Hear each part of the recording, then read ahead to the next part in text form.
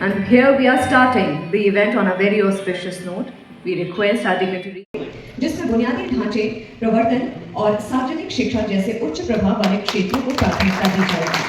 हम समन्वित कार्रवाई के लिए सरकार, निजी क्षेत्र और नागरिक समाज के बीच मजबूत साझेदारी की आशा करते हैं। इसके अलावा अभिनव सड़क सुरक्षा समाधानों और सर्वोत्तम प्रथाओं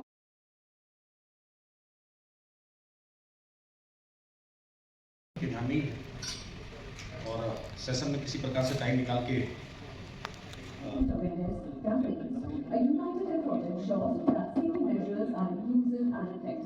This panel will explore how partnerships can drive meaningful impact and save lives on our roads.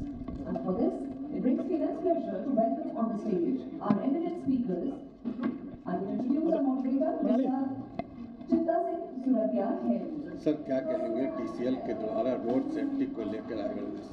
आज ये टीसीएल के द्वारा और आईआरएसए द्वारा, इंडियन रोड सेफ्टी अलायंस के द्वारा, जो कि अवेयरनेस का एक कैंपेनिंग के साथ साथ कंपनियों के साथ मिलकर के गाड़ी बनाने वाली कि रोड सेफ्टी के अंदर जिस प्रकार से पूरे भारतवर्ष के अंदर बहुत सारी लोगों की जानें बचा सकते हैं, उसके लिए ये अवेयरनेस और वर्कशॉप का कार्यक्रम इनके द्वारा किया गया। मैं इनको बहुत बधाई देता हूँ, बहुत शुभकामनाएं देता हूँ।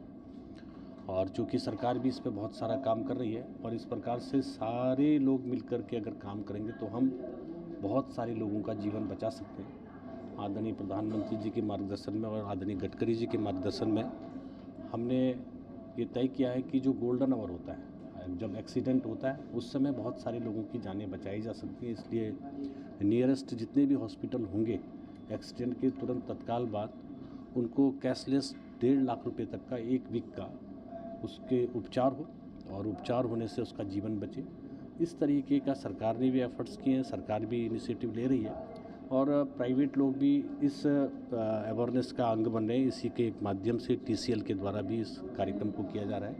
मैं बहुत बधाई देता हूँ, बहुत शुभकामनाएं देता हूँ और अवेयरनेस स्कूल में हो, बच्चों में हो, सभी में हो और इस प्रकार का एक बहुत ट्री की तरह हम इसको बढ़ाएं तो लोगों को की जानें बचेंगी और लोग अपने परिवार को भी सेव कर पाएंगे। सर, युवा जो है आजकल काफ़ी ड्रंक एंड ड्राइव गाड़ी चलाते हैं, उस पर किस तरीके से? चूँकि हमने अपने जो रोड एक्ट है उसमें काफ़ी सुधार किया है और उसमें सख्ताई से पालन करने के लिए हर डिस्ट्रिक्ट तक, हर जगह तक उसका अनुपालन हो और इसलिए रोड सेफ्टी की एक डिस्ट्रिक्ट मॉनिटरिंग कमेटी की भी मीटिंग होती है जिसमें जिलाधिकारी, एसपी और आरटीओ और रोड के जितने भी अधिकारी हैं वो लोग रहते हैं।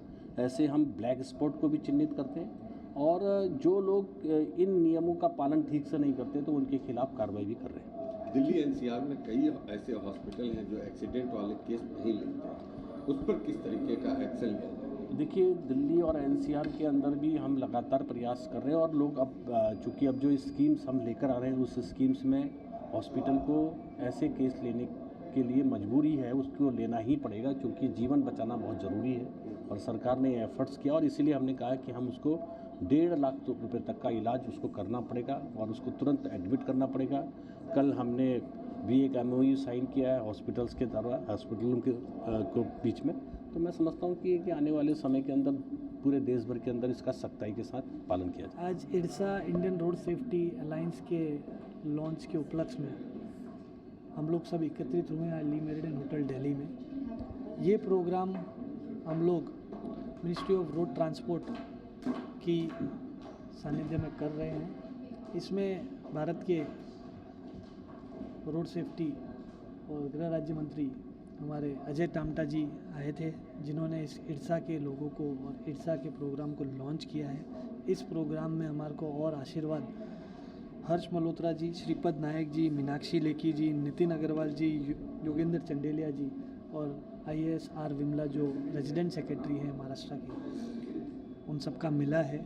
हम सब ऑटो मैन्युफैक्चरिंग कंपनीज के साथ जुड़ के ये प्रोग्राम ले रहे हैं और इस पे एक बड़ी मुहिम चलाने की कोशिश कर रहे हैं भारत में, जिससे रोड सेफ्टी एक बड़ा मुद्दा उठ के आए और लोग इस पे जागरूक हो और इस पे काम करें। धन्यवाद।